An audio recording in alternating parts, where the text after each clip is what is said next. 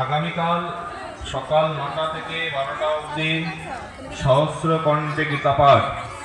আগামীকাল সকাল 9টা থেকে 12টা অবধি সহস্র কণ্ঠে গীতা পাঠ। আমি বিশেষভাবে সকল আগত দর্শনার্থী ভক্তবৃন্দর কাছে অনুরোধ রাখছি, আমাদের এই সহস্র কণ্ঠে গীতা পাঠে অংশগ্রহণ করার জন্য। কারণ আমাদের নিত্য নৈমিত্তিক কর্মের মধ্যে গীতা অধ্যয়ন একটি বিশেষ কর্ম। আমরা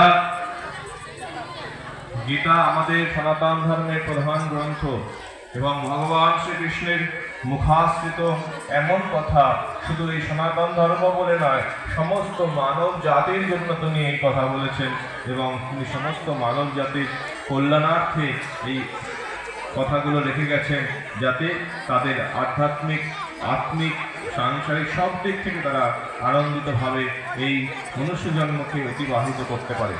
আমরা গীতার ধর্ম, গীতার সম্বন্ধে যতটুকুনি বুঝি যে গীতা বোধহয় বাড়িতে রেখে খালি পুজো করলেই আমাদের গীতার উপর সমস্ত কর্ম সমাপ্তি হয়, তা কিন্তু নয়।